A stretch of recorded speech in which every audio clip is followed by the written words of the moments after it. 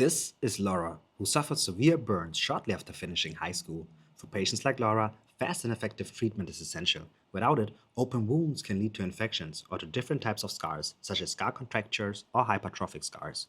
Close to Lyon, in France, she began her treatment at Romans Ferrari, a pediatric rehabilitation center that also specializes in severe burns.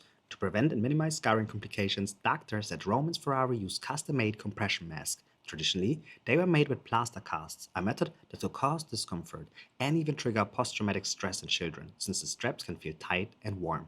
That's why Romans Ferrari replaced the old process with a digital workflow using an affordable industrial SLS3D printer, the Formlabs Fuse 1 Plus 30 watts, to improve patient care with advanced materials and reduce direct skin contact.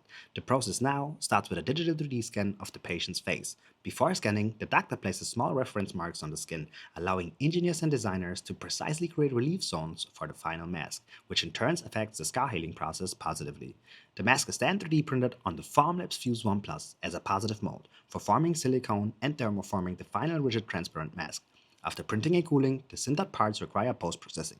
In the Formlabs Fusive, the build chamber is loaded into the system with Formlabs Nylon 12, where the powder cake is raised, broken apart, and the loose material is recovered. This game-changing workflow makes it easy to reclaim unused powder, safely store it, and automatically mix it with fresh material for future prints.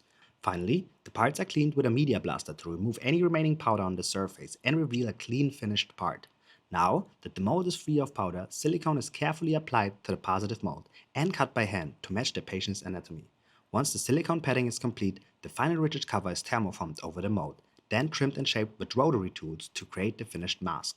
Even though Laura's mask is custom made and perfectly fitted, it doesn't take away the emotional weight of her journey.